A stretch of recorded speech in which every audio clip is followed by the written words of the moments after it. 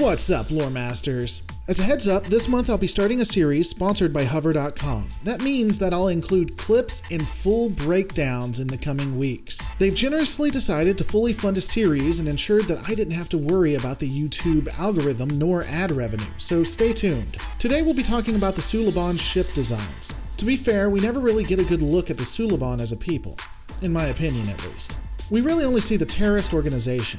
Though, from what can be seen, what we do see in the show, we know they are a nomadic people and their designs really reflect this. Let's just get into it. The Suliban cell ship, the cylindrical variant, I guess, is the primary ship utilized by the Suliban people, again, as far as we know. I really am hesitant to say that this is the main ship, as again, we really only see the terrorist organization in operation for the most part. The Suliban cylindrical ship utilized particle weapons and had a cloaking device. Wait, what? Great. Just great. So they have Cloak in Enterprise. And not only do they have Cloak, they had it before the Romulans. I mean, we can hand-wave the Romulans. We can make up some BS, but I can't do this. So Starfleet knew about cloaking technology before the original series. My entire life is based off the comments sections, and now I'm going to get a ton of hate for going after Discovery. I don't know how my self-worth will ever recover from this. Wait a second. If the NX-01 crew knew of cloaking devices, why was the type of technology confusing to the Discovery crew? The next vessel would also be a Suliban cell ship, except this one was spherical, because a cylindrical and a sphere aren't similar in the slightest. This design, like its cylindrical cousin, is utilized in the mid-22nd century and also has both particle weapons and a cloaking device. We don't have a precise size, but the ship is about as big as an NX-01 shuttle pod and can also hold 1 to 2 members. Both the cylindrical and spherical cell ships could be utilized to create the Suliban Helix. The Suliban Helix is a base that makes space dock not being Starbase 001 look reasonable. The base is a massive spiral-shaped space station that's formed by combining hundreds of cell ships and other components, all of this around a central core. The base could hold up to 3,000 personnel. We don't have any information on the base, but it makes absolutely no sense to me, especially when you see the insides of a cell ship itself. How they would form to be a functional base with hallways and stations you could go to seems ludicrous. The Suliban stealth cruiser was a vessel with at least 4 particle beams and a cloaking device. It could hold at least 20 crew and seemed to be of the more advanced ships we see with the Suliban.